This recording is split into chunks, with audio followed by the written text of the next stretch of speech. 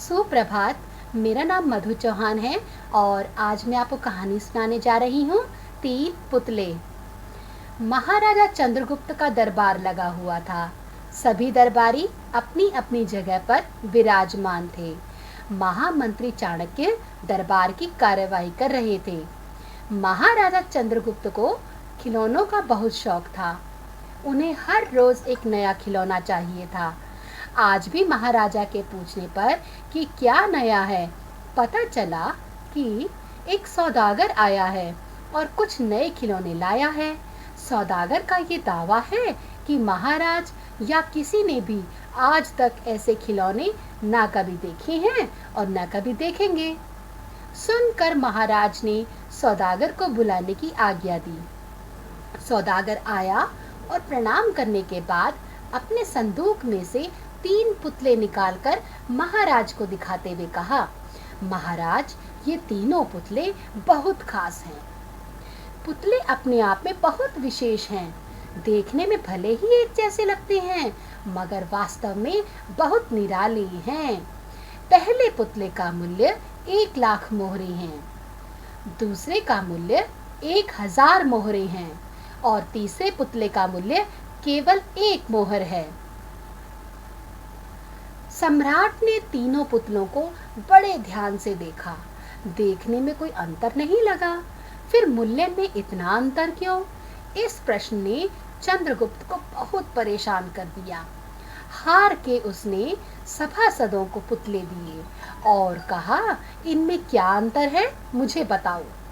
सभासदों ने तीनों पुतलों को घुमा फिरा कर हर तरफ से देखा, मगर किसी को भी इस गुत्थी को सुलझाने का जवाब नहीं मिला।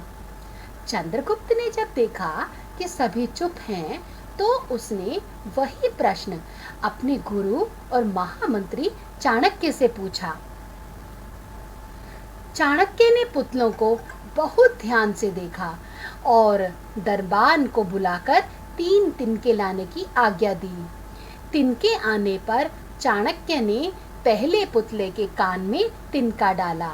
सबने देखा कि तिनका सीधा पेट में चला गया। थोड़ी देर के बाद पुतले के होंठ हिले और फिर बंद हो गए। अब चाणक्य ने अगला तिनका दूसरे पुतले के कान में डाला। इस बार सबने देखा कि तिनका दूसरे कान से बाहर आ गया और पुतला ज्यों का त्यों रहा। ये देखकर सभी की उत्सुकता बढ़ती जा रही थी कि आगे क्या होगा। अब चाणक्य ने तीसरा तिनका तीसरे पुतले के कान में डाला। सबने देखा कि तिनका पुतले के मुंह से बाहर आ गया। अब पुतले का मुंह एकदम खुल गया। पुतला बराबर हिल रहा था, जैसे कुछ कहना चाहता हो। चंद्रगुप्त के पूछने पर कि ये सब क्या है और इन पुतलों का मूल्य अलग अलग क्यों है, चाणक्य ने उत्तर दिया, पहले पुतले से यही ज्ञान मिलता है, बुद्धिमान सदा सुनी सुनाई बातों को अपने तक ही रखते हैं और उनकी जांच करने के बाद ही अपना मुंह खोलते हैं। यही कारण है इस पुतले का मूल्य 1 लाख मोहरे हैं। और कुछ लोग सदा अपने आप में मग्न रहते हैं, हर बात को अनसुना कर देते हैं। ऐसे लोग किसी को हानि नहीं पहुंचाते। दूसरे पुतले से हमें यही ज्ञान मिलता है और यही कारण है इस पुतले का मूल्य 1000 मोहरे हैं। और महाराज, कुछ लोग कान के कच्चे और पेट के हल्के होते हैं। कोई भी बात सुनी नहीं कि सारी दुनिया में शोर मचा दिया। इन्हें झूठ सच का कोई ज्ञान नहीं, बस मुंह खोलने से मतलब है। यही कारण है इस तीसरे पुतले का मूल्य केवल 1 मोहर है।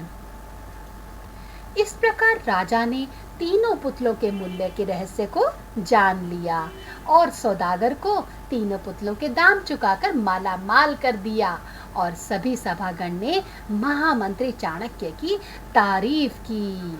शिक्षा: बुद्धिमान सदा सुनी सुनाई बातों को अपने तक ही रखते हैं और उनकी जांच करने के बाद ही अपना मुंह खोलते हैं।